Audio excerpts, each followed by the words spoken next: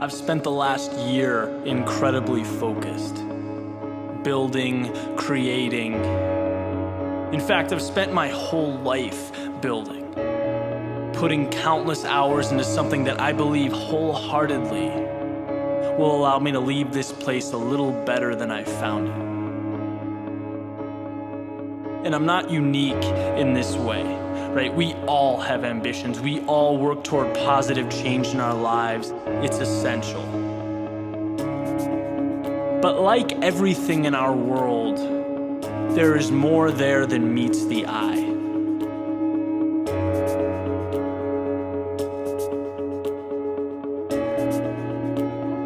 Last weekend, I decided to head over to the beach. Summer's turned to fall. I wanted to get one last trip in, kind of bring closure to an amazing summer. And I was walking around and came across a sandcastle, standing in beautiful detail, seemingly untouched by human hands after being completed, yet slowly deteriorating from the elements. And seeing this was a little disconcerting, right? You have this natural tendency to want to preserve it and the effort that went into building it.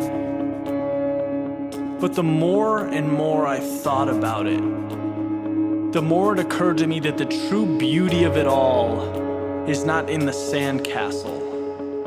It's not in the towers sculpted to perfection or the meticulously carved out doors, windows, and bridges. They are only symbolic. We don't live for the final product. We live for the journey, the adventure, the joy of the process, tackling the unknown and turning it into something of beauty. That's why we get up every day. That's why landscapes, oceans, and skylines run away with our imagination. They're representative of what makes us feel alive. Sometimes it becomes extremely easy to forget that. The degree, the championship, the executive position, these things we seek, they are validation, right? But they are not life. What you do every day is life. How you turn ordinary things into extraordinary things, cherish the time you spend. There is nothing of greater importance. Sandcastles will not stand forever. The tide, the wind, a million things will assist in bringing the sand back to its original form. Just like us, its time is finite. But the joy of creating such a masterpiece can never be lost. That's why we build. It's why we create.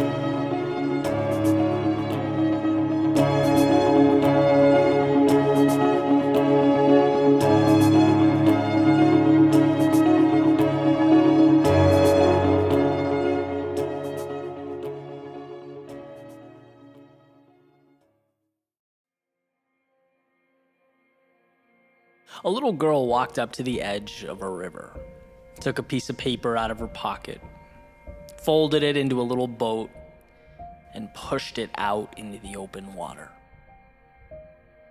The little boat made its way with the current, kind of unsure where it would take him or what it would ultimately mean. And for days he felt helpless, lost. Until one day a storm pushed him to the edge of the riverbank. A man picked up the little boat and began examining it. "Is this my home?" asked the little boat. "Well, wouldn't you be the only one who knows the answer to that?" the man asked. "I suppose so," said the boat. It doesn't feel like home." So the man nodded, started to put the boat back in the water, before the little boat cried out, "Wait, I don't want to go back in the water. I'm scared, I'm lost, I'm alone."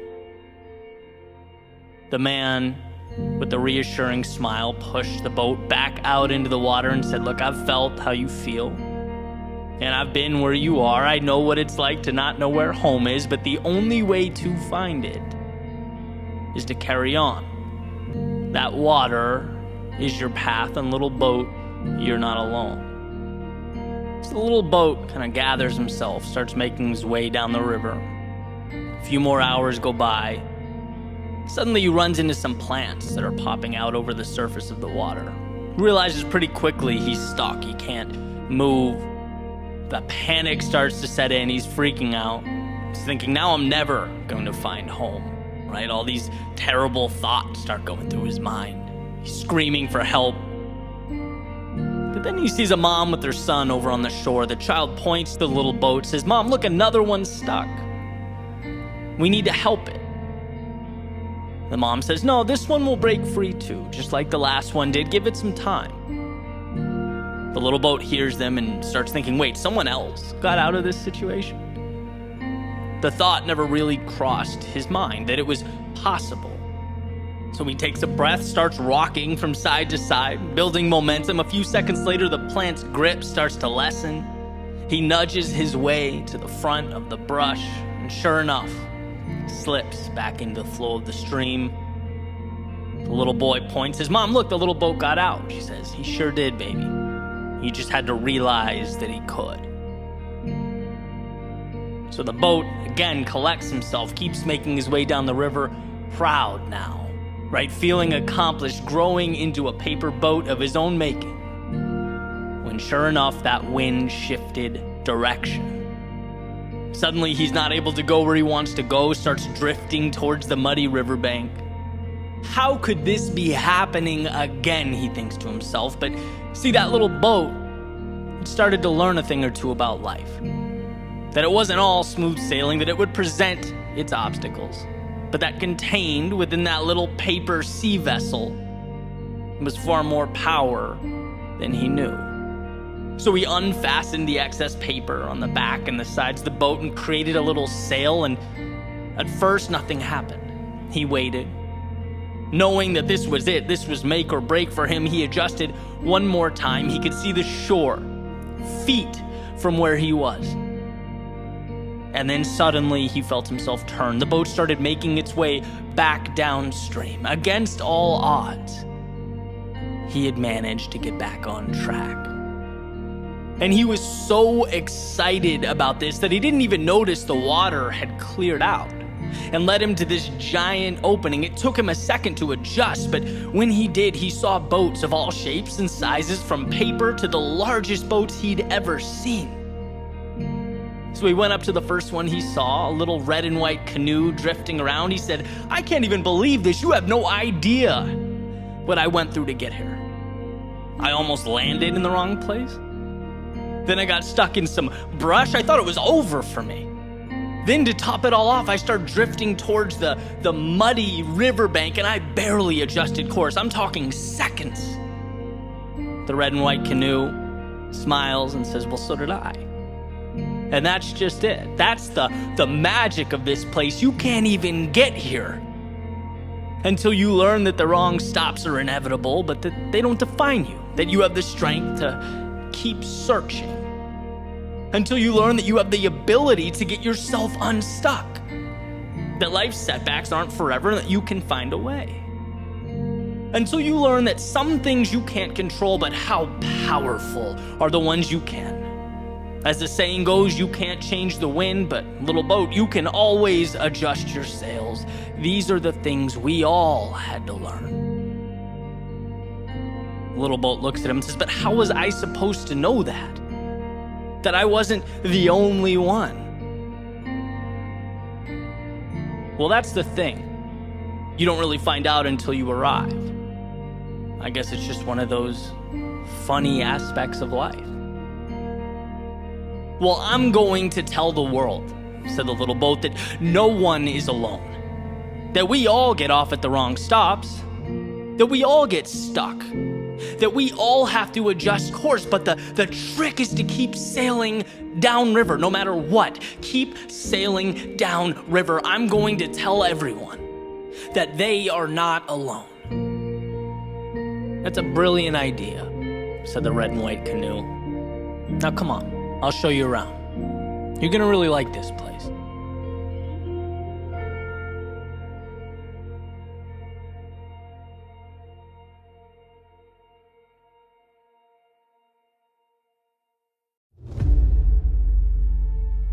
you ever wonder how much of you has materialized? Like, if what F. Scott Fitzgerald says is true and our lives are defined by opportunity, even the ones we miss, then how much remains in the ether? And I don't think it's about playing a game of what if. That would be endless. It would be self-defeating. No one's perfect. I don't even really think it's about making a right turn instead of a left. Because as long as you're moving, and moving with conviction, life ultimately brings you where you need to be. But more, my concern is the steps never brought to pavement. My ideas unhatched, my opportunities I either knowingly or unknowingly left on the shelf. Because it didn't seem real enough. Right? Like a Broadway play between my ears that as a spectator I knew would end. After all, that's what stories do.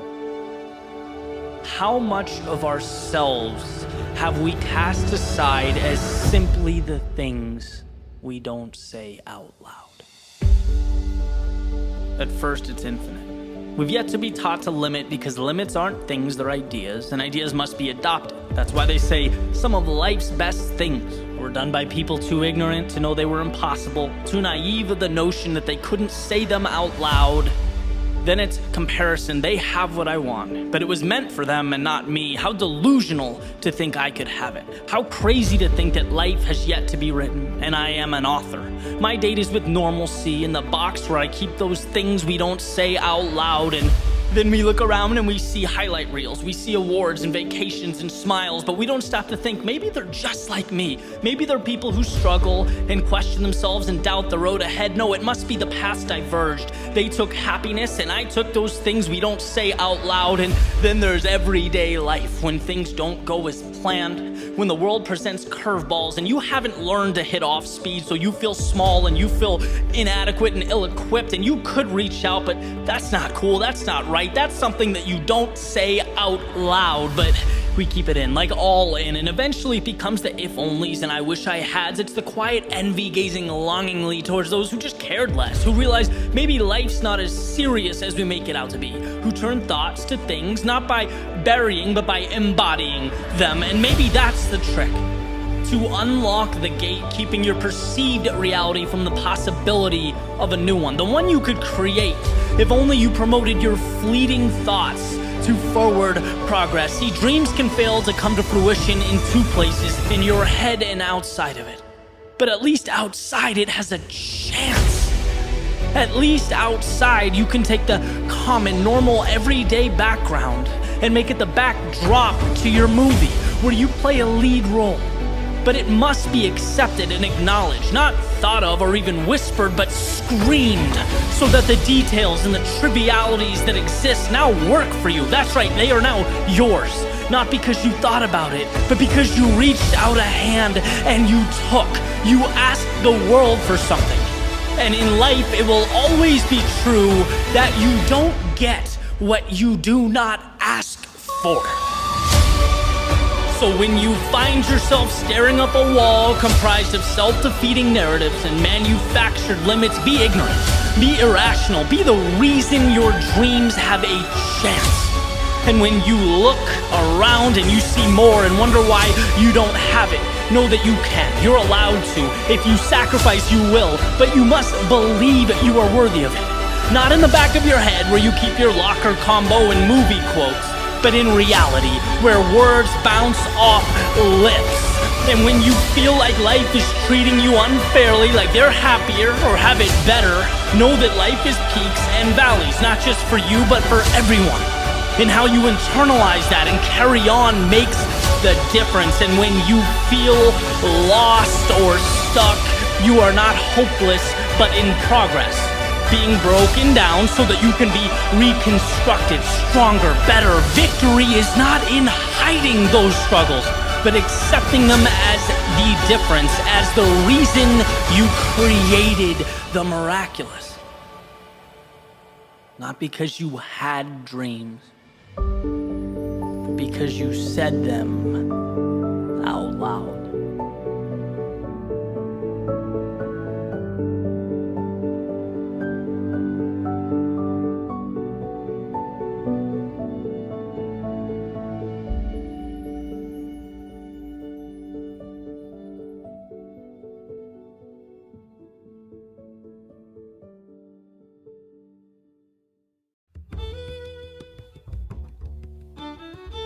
For a handful of years, I'd made this annual trip to the desert in Utah.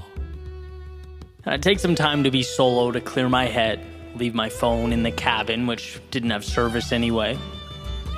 I'd grab a backpack with some food, my camera, and I'd just go exploring. From the time the sun came up to the time it went down, I'd follow trails through the canyons, climb over rocks, wedge myself between boulders, traverse open fields. I would get lost in something so far outside the realm of my standard day-to-day that life, well, it didn't feel like life. It felt surreal. And one day I was out there, and I guess I got kind of carried away making a running video. I looked down at the map as the sun was setting and realized I was miles from the car. In the desert. Not a good place to be. And this panic set over me, right? It was a mix of fear and annoyance with myself for letting something so stupid happen. This is precisely the vulnerability that the routine of our day-to-day lives seeks to mitigate. This is Society 101. We pay taxes and stop at red lights in exchange for the certainty that we won't die in the middle of a random desert. But hey, look, life comes at you quickly. Suddenly, that safety net wasn't there to protect me. Now what? I started running in what I believed to be the general direction I came from. Backpack full of camera gear and empty water bottles bouncing up and down with each step. My heart was pounding so fast that it felt like a movie. It didn't feel real, and as the sun lowered itself behind the mountains, I wasn't quite sure what it would leave for me. Look, we know obstacles hurt, but the unknown really hurt. In the sky, it turned this beautiful blue, purple, otherworldly color. I guess it was the landscape saying goodbye before it faded to black. And I knew it would be black, like can't see the hand in front of your face black. And as I continued on, the night sure validated my concerns. I had to stop running. I had to walk because I could no longer see the bushes and rocks I was stepping over. Eventually I paused for a second, reeled myself in, put my hands on my hips, sighed, looked up. Noticed something I never really had before. The sky. Well, that makes zero sense, one might think, considering I'm a human being and I live on Earth where there's very clearly a sky, but no, not like that. Not like Utah desert sky. 1 trillion tiny candles that felt so real that I felt for the first time nothing separated them from me. I was a part of it. I was immersed in a blanket of stars. If I could live for 20-something years and never see that, imagine the smaller miracles I've been blindly dancing around. Imagine the beauty that isn't hanging directly over my head. It was out there, and I vowed from now on I'd find it just like this path home, but hey, let's start there. And perhaps in the moment was that I felt part of something bigger than my mini crisis. Or maybe it was because common sense had finally set in. But I got this feeling of calm. By momentarily losing myself in the stars, I came back down to Earth. I understood everything would be okay, that worst case, I'd just pace back and forth until the sun came up. I mean, sure, it wasn't 100% everything would be fine, but is it ever? I proceeded to walk forward, eyes fixated on the ground in front of me, using the screen on my camera as a guiding light. Perhaps this wasn't the right path, but at this point it was the one I had committed to. Some time went by, and I saw in the distance what I was pretty sure was either a cell phone or a flashlight, which I know, what a concept.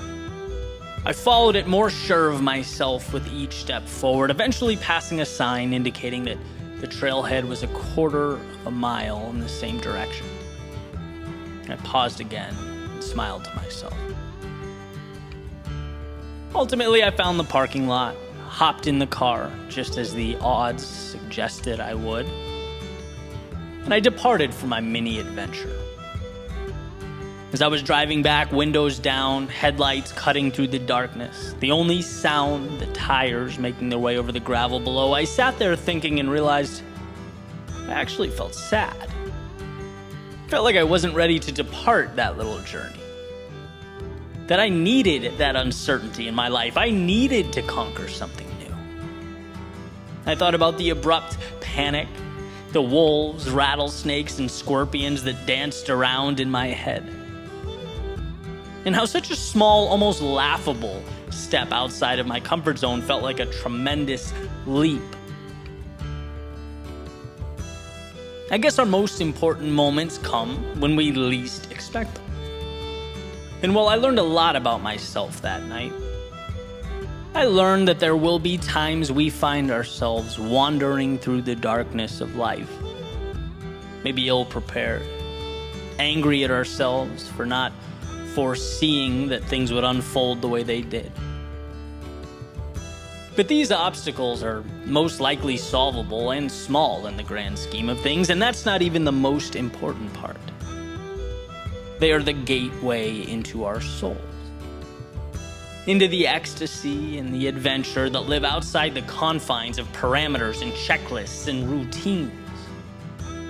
They remind us to look up and see what really matters, to peel back the manufactured must-haves we erroneously bow down to.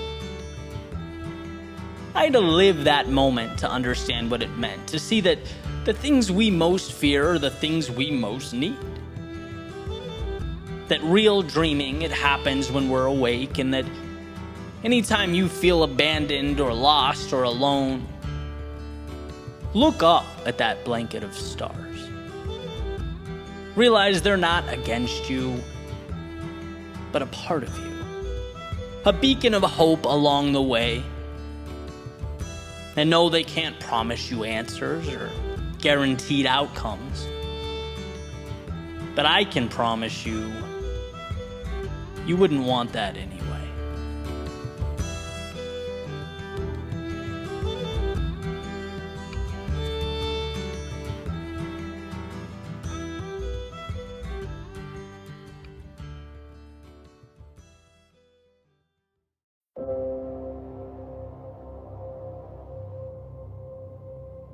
Sometimes when you don't know where you're going, the best thing to do is go there. A wise man once stated that an object at rest stays at rest. And while his rationale was a little different than mine, I'm gonna borrow from his premise. Right? Because when you move, even if you don't know where you're going, you put yourself on a collision course with something. You put into existence an entity to react to. Some call it destiny. Others call it fate. I call it simply initiative. Because if your journey is hypothetical, you have nothing to celebrate nor correct.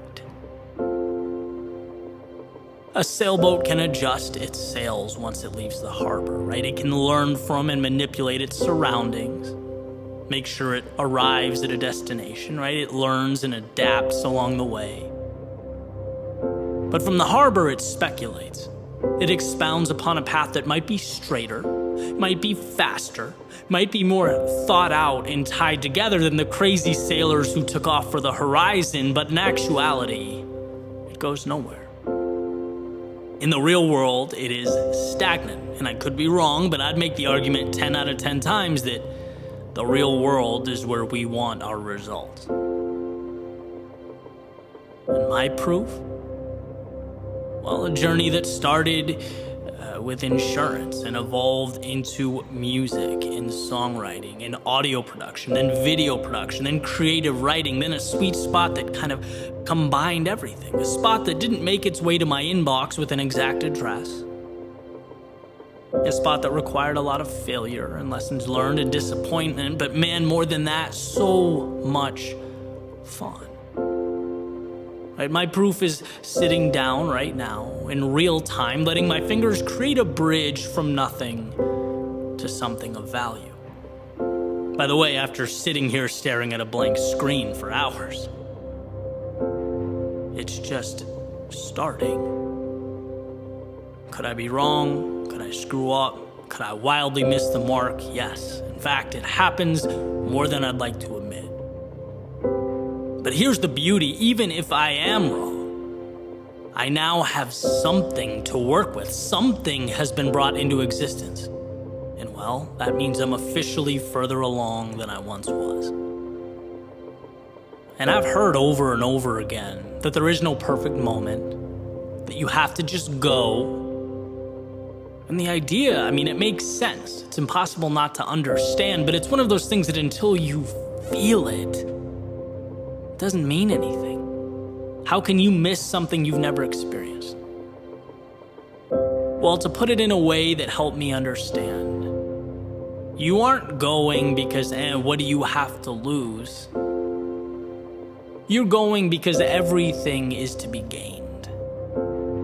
The answers that you pick up along the way, like the little coins you pick up in Super Mario, right? You have to start collecting pieces of a puzzle that you can then arrange. I truly believe that one of the most important ideas we need to hold on to moving forward is personal agency, self-belief. And I say that because I feel like I'm watching it slip. There are cases where we literally don't know or understand that it's within our own ability and control to change our lives. No person or group or letter in the mail is going to come along and green light your idea. In fact, you might not even really know what your idea means or how it will look. And that's not only okay, it's amazing. It's the marble that you get to chisel away at to create something. See, life is not the perfect execution of a plan. Life is the courage to make your way into a world that no one really understands or knows anything about. And I'm not talking physics or biology or quantum mechanics. I'm talking about the real life that is emergent from those areas of study, right? There is no perfect formula for happiness. But it will always be true that immobility or standing still is antithetical to progress. And there is plenty of data that supports the idea progress equals happiness. We want to move towards something. So that's what this is about. Here's to not being scared of what we don't know. Because somewhere in the realm of what we don't know exists what we need most. So yeah, stop waiting for the perfect moment. And yes, begin. But not because it's an ultimatum. Do it because the things that make life fun and intriguing and exciting ultimately worthwhile, they live on the other side of your front door.